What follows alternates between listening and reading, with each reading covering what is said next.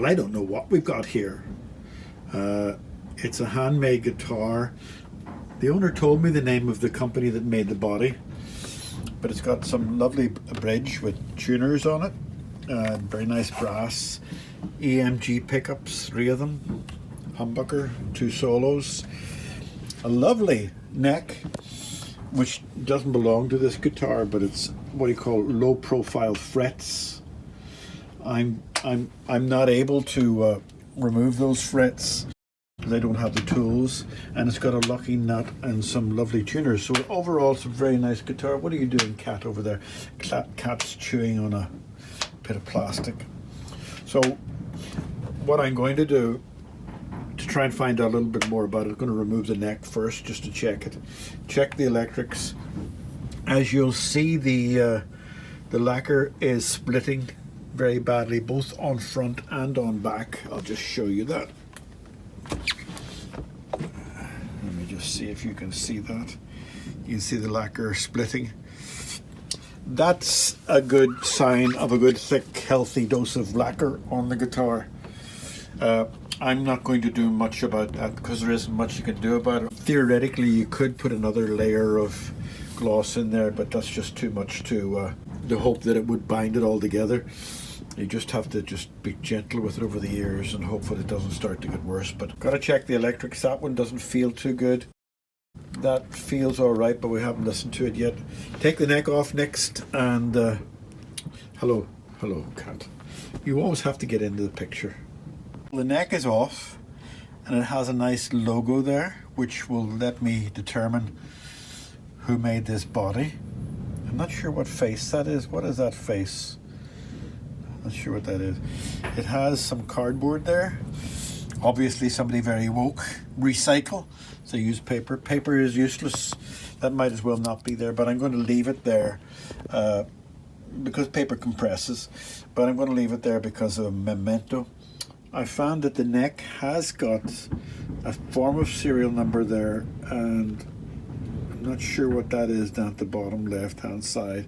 Nice skunk stripe up the back of it, and the, what are they? I can't read them, but I'll read them whenever I put them on the computer. Made in, let me just see, made in, it could be Germany, but I'll find out better. My eyes aren't good enough. I have to say that this is a little bit of a pain, this guitar. It's a pain because it has low profile frets and a perfectly straight neck, and it's a wonderfully done job on the frets. It's actually very nice indeed.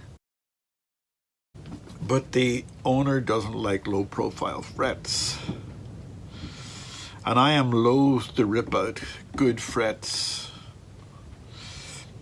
and put in higher frets, because the guitar is working perfectly. And ripping out low profile frets is a little bit more difficult because there's more chance to damage the wood and rip it up. And this neck is not the original neck with the guitar, or maybe it is. The guitar body was sold separately from the neck. So I'm not going to replace the frets. I think it would take a luthier with the special tools to do this. He probably, if he really wants to get higher frets, would be better buying another neck. It'd be much cheaper for him than going to a luthier with all the fancy tools and stuff like that there to do it. So what I'm doing is I'm just giving it a bit of a setup. And the first thing I've done already is I've given them a little rough coat of 2500 sandpaper. And now I'm going to give them a little coat of 3000. Can you see that? 3000 sandpaper, right, okay. Just to give it a little rough up and down the fretboard, to give it a little bit of a polish, to make them nice. I don't want to take anything off because as they're low profile, I don't want to make them any lower.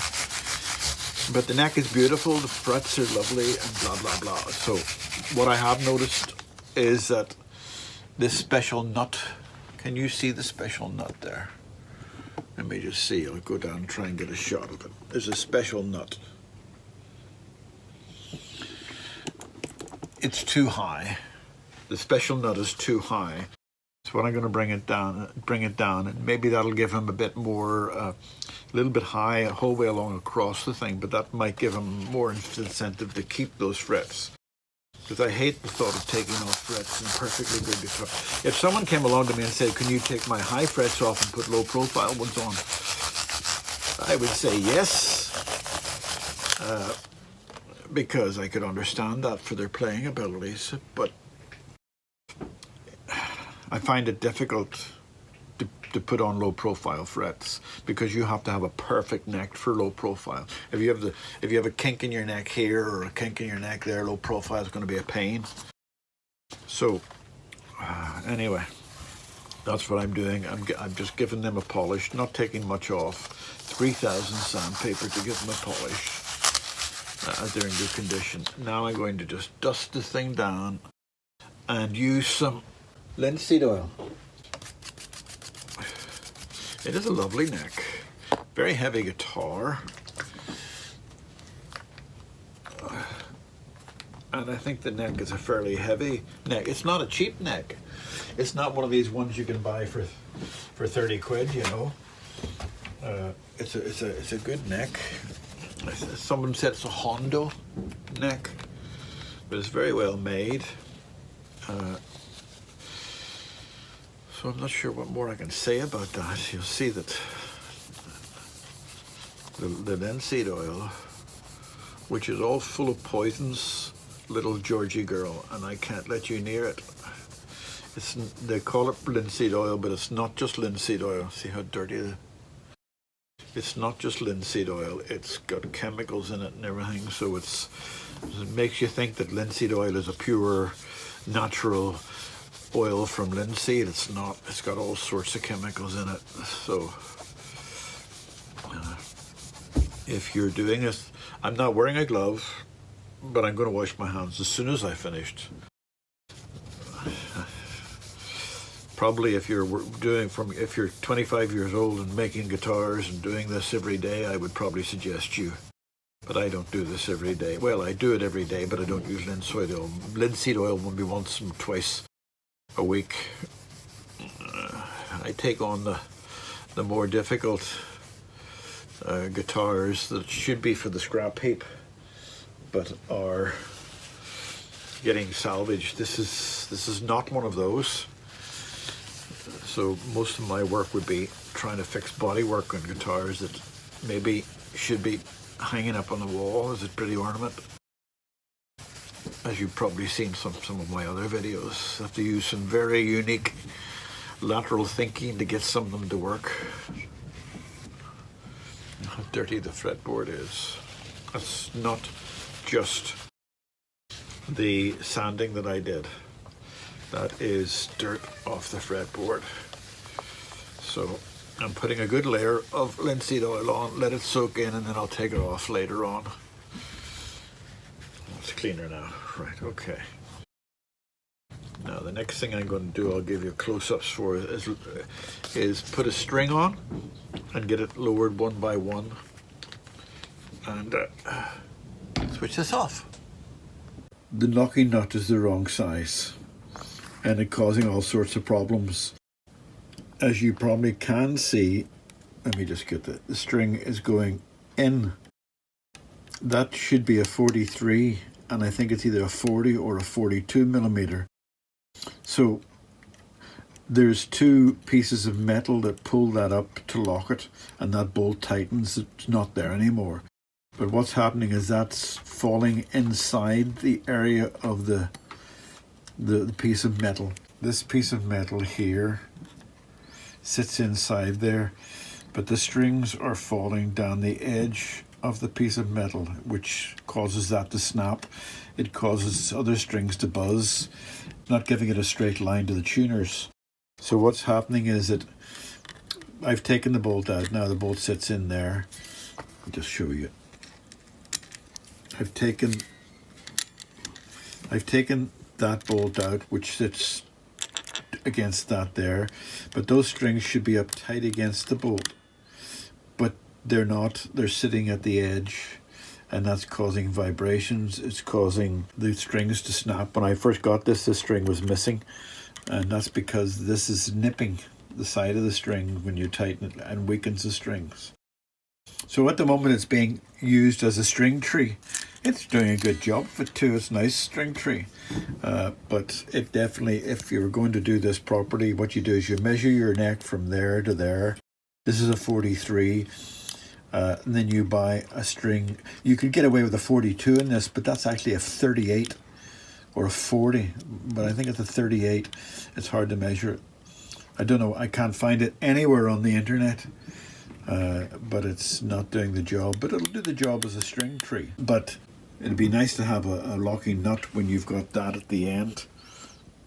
But it works anyway. This also works, and the tuners also work. The one problem with this guitar is that the strings that the owner gave to me to put on it, that's a size 50. That's a massive string. This should be a 46, the string, and it's a 52. This should be a 36 and it's a 42, and this should be a 26 and it's a 30. It'll give you a nice fat sound, but it puts a lot of strain on the neck. They're putting a lot of strain on the tremolo. They're putting a lot of strain on the tuners as well, and you'll see I've double knotted all the tuners when I was stringing it to give them extra strength. On this guitar I would probably be putting 10s on. Sorry for the human intervention in this little guitar video. There was a few things that happened since that last video, and I couldn't get videoing the actual end result of the nut.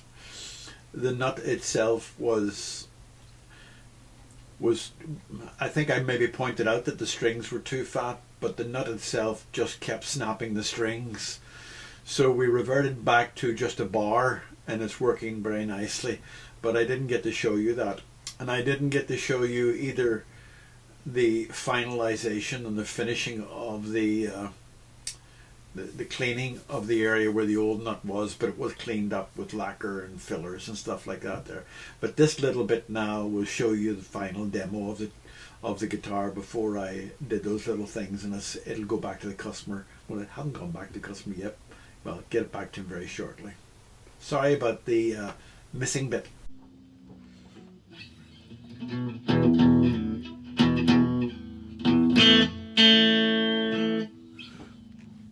Yeah, it's all working nicely now. I've got to get in there because somebody's burnt in there. See the burn marks? Don't know what those burn marks are, and I'll fill out the holes.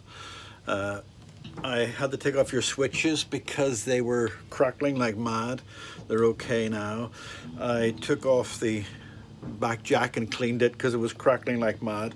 I haven't put that back on yet. I'm going to do it.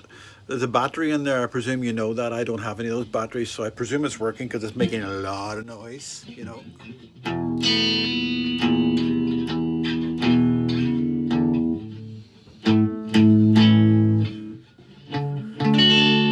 Excellent intonation.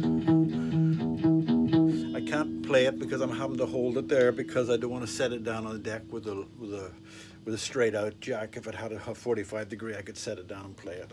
But it's all working fine now. That there is holding the strings down because your strings were too high with that fret nut.